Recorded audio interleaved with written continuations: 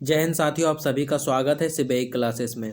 कल के वीडियो में हम लोगों ने साइंस का मॉडल सेट तीसरा देख लिया था 39 तक। आज के वीडियो में हम लोग मॉडल सेट तीसरा का 40 से देखेंगे 80 तक। तो बने रहना आखिर तक वीडियो में। चलिए देखते हैं एक 40वां क्वेश्चन।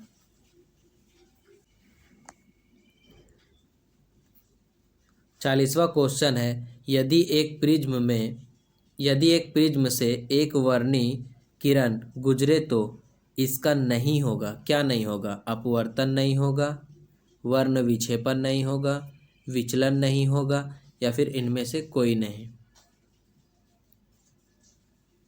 तो इसका सही आंसर हो जाएगा ऑप्शन नंबर बी। क्या नहीं होगा? वर्ण विक्षेपण नहीं होगा।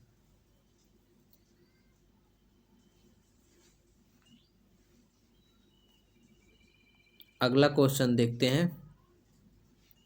पवन विद्युत जनित्र में कुंडली को घुमाने का काम मूलतः करती है उच्च दाब की हवा, स्थिर हवा, गतिमान हवा, या फिर इनमें से कोई नहीं। तो इसका सही आंसर हो जाएगा ऑप्शन सी, गतिमान हवा। पवन विद्युत जनित्र में कुंडली को घुमाने का काम कौन करता है? गतिमान हवा करता है। अगला क्वेश्चन है, कांच की अवतल लेंस की वायु में शक्ति होती है, ऋणात्मक होती है, धनात्मक होती है, कभी कभी धनात्मक, इनमें से कोई नहीं।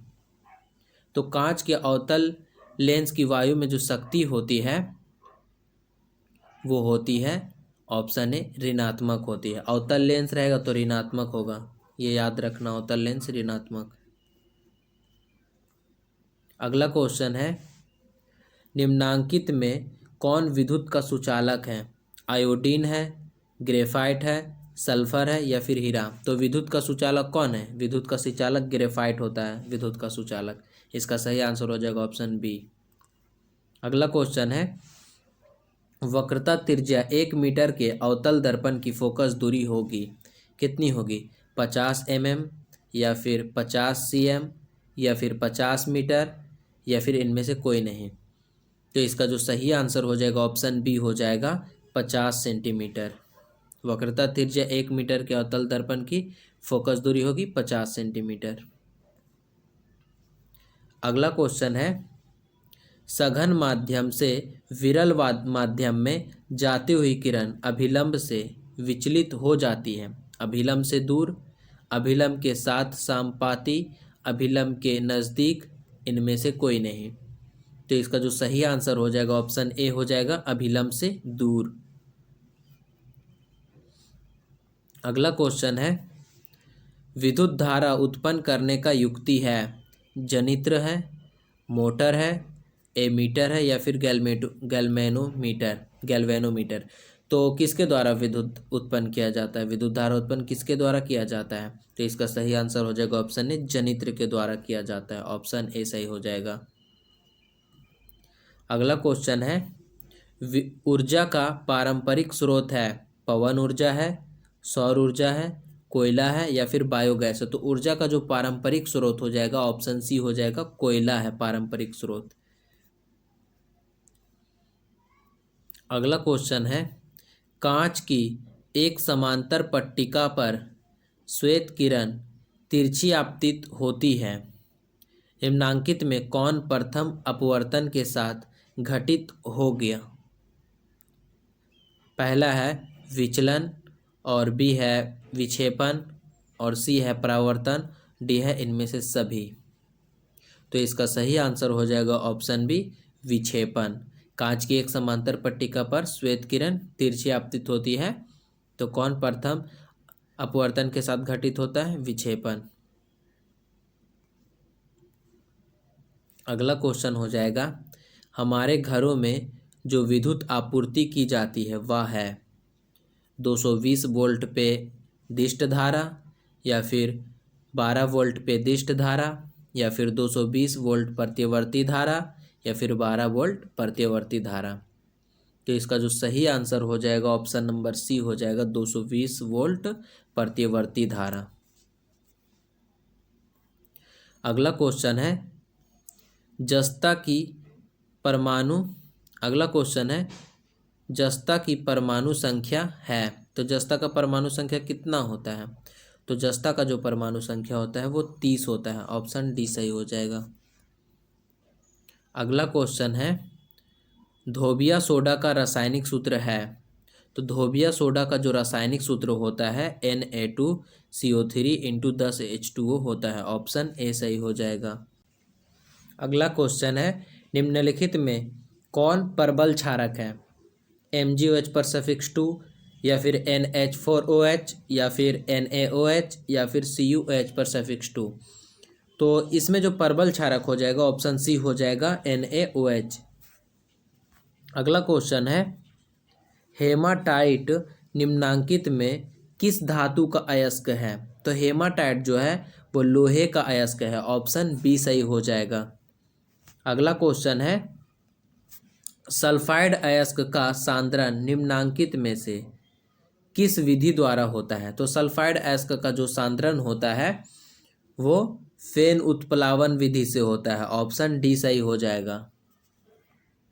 अगला क्वेश्चन दिया गया है, अभिक्रिया 2Zn प्लस O2 2ZnO किस प्रकार की अभिक्रिया है? तो यहाँ पे देख लो, यहाँ पे ऑक्सीजन जुड़ रहा है तो यहाँ पे उपचयन अभिक्रिया हो जाएगा। ऑप्शन ए सही हो जाएगा, उपचयन अभिक्रिया। अगला क्वेश्चन दिया गया है, ग्लूकोज का आणविक सूत्र है। तो ग्लूकोज का आणविक सूत्र क्या होता है? C6H12O6 होता है। तो ऑप्शन बी सही हो जाएगा।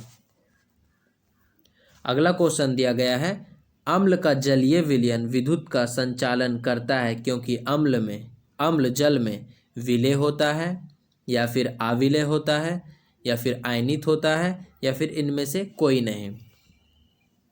तो इसका सही आंसर हो जाएगा ऑप्शन सी, आयनित होता है। अम्ल को जब जल में डालते हैं तो अम्ल जो है वो आयनित होने लगता है, जिसके कारण वो विद्युत का संचालन करता है।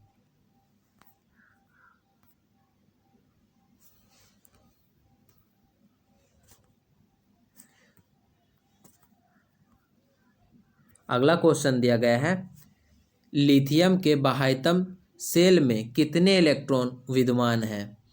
तो लिथियम के जो बाह्यतम सेल में जो होते हैं वो 1 इलेक्ट्रॉन होते हैं। ऑप्शन ए सही हो जाएगा, 1 इलेक्ट्रॉन।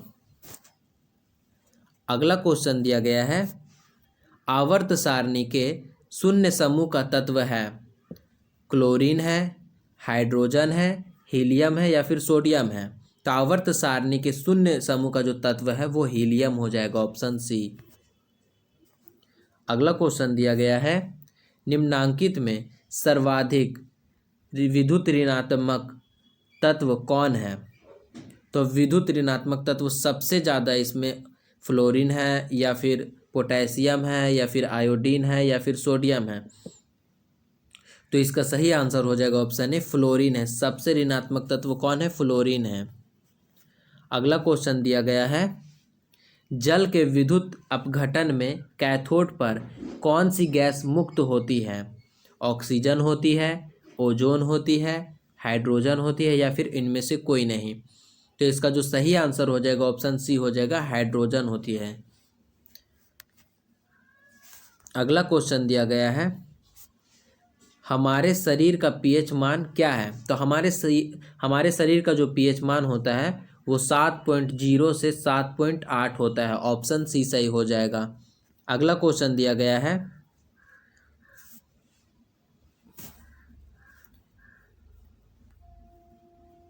अगला क्वेश्चन है, निम्नांकित यौगिकों में कौन अम्ल है?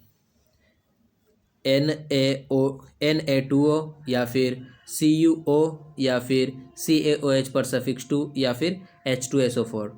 तो यहाँ पे जो अम्ल हो जाएगा ऑप्शन डी हो जाएगा, H2SO4 अम्ल है। अगला क्वेश्चन दिया गया है, निम्नांकित में कौन संश्लेषित सूचक है? हल्दी है, लिटमस पत्र है, मेथिल ऑरेंज है या फिर लाल पत्ता गोभी है। संश्लेषित पूछ रहा है, संश्लेषित सूचक। तो इसका सही आंसर हो जाएगा ऑप्शन सी, मेथिल ऑरेंज है। हल्दी प्राकृतिक से प्राप्त करते हैं, लिटमस पत्र भी प्राकृतिक है, लाल पत्ता गोभी भी प्राकृतिक है, लेकिन जो मेथिल ऑरेंज है वो मानव द्वारा निर्मित है। अगला क्वेश्चन है कार्बन डाइऑक्साइड जल से अभिक्रिया करके बनाता है, क्या बनाता है? सल्फ्यूरिक अम्ल बनाता है, कार्बोलिक अम्ल बनाता है, या फिर कार्बोनिक अम्ल बनाता है, या फिर हाइड्रोक्लोरिक अम्ल बनाता है। तो इसका जो सही आंसर हो जाएगा ऑप्शन सी हो जाएगा, कार्बोनिक अम्ल बनाता है। अगला क्वेश्चन दिया गया है कॉपर पायराइट्स का रासायनिक संगठन है Cu2Fe या फिर CuFeS2 या फिर CuFe2S या फिर Cu2FeS2। तो इसका जो सही आंसर हो जाएगा ऑप्शन नंबर बी हो जाएगा, CuFeS2। इसका सही आंसर हो जाएगा ऑप्शन बी। अगला क्वेश्चन दिया गया है प्रकृति में मुक्त अवस्था में पाई जाने वाली धातु है। तो प्रकृति में मुक्त अवस्था में जो धातु पाई जाती है वो सोना है, ऑप्शन बी सही हो जाएगा, सोना।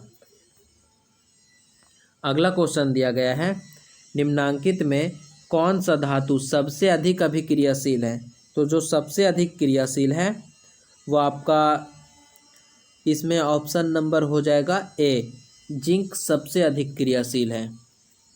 अगला क्वेश्चन दिया गया है किसी अधातु के बाह्यतम शेल में इलेक्ट्रॉनों की संख्या हो सकती है।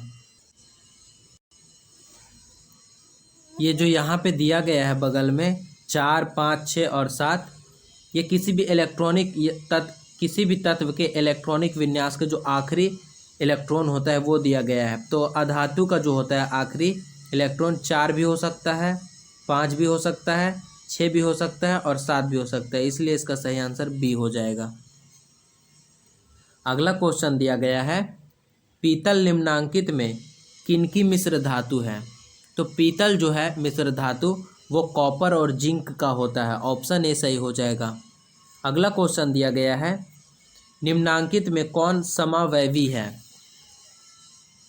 मेथिल एल्कोहल और डाईमेथिल ईथर या फिर एसीटोन और एसीटेल्डिहाइड या फिर एथिल एल्कोहल और डाईमेथिल ईथर या फिर एथीन और एथाइन।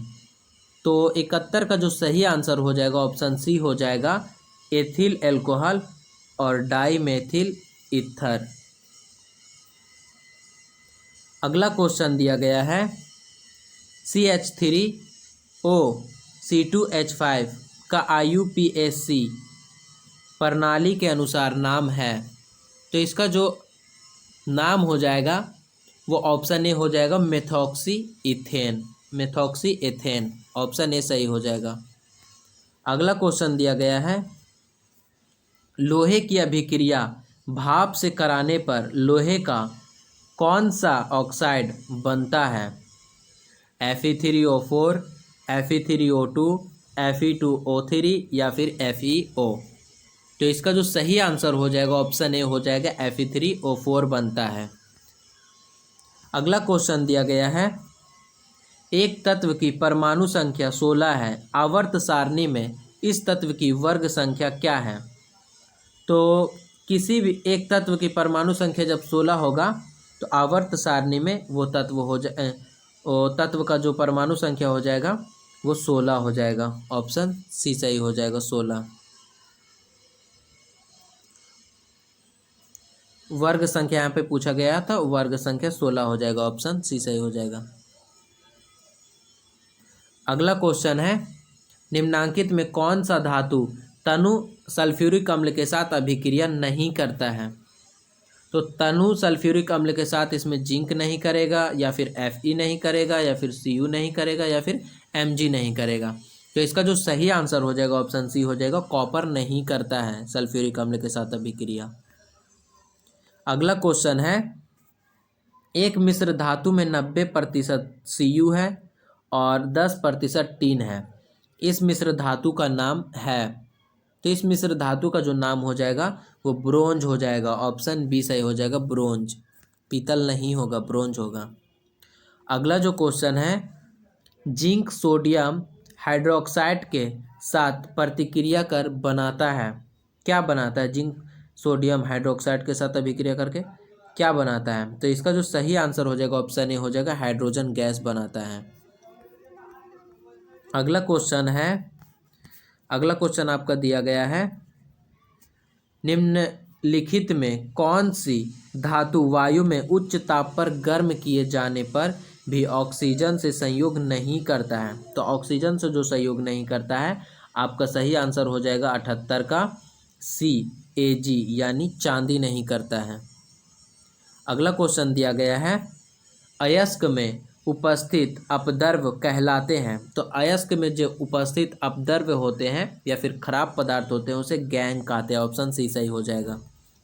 अगला क्वेश्चन दिया गया है, निम्नलिखित में किस गुण के कारण धातुओं के तार बनाए जाते हैं? तो धातुओं के तार इसलिए बनाए जाते हैं क्योंकि उसमें तन्यता का गुण होता है। ऑप्शन सी सही हो जाएगा, तन्यता। ये वीडियो यहीं तक समाप्त होता है। आप जितने भी मॉडल सेट आपने नहीं देखा है मेरा चैनल पे, तो मैं उसका जो है प्लेलिस्ट का लिंक डिस्क्रिप्शन बॉक्स में दे दूंगा। सारे मॉडल सेट आप देख सकते हैं। मैंने सबका वीडियो बना दिया है। तो थैंक यू।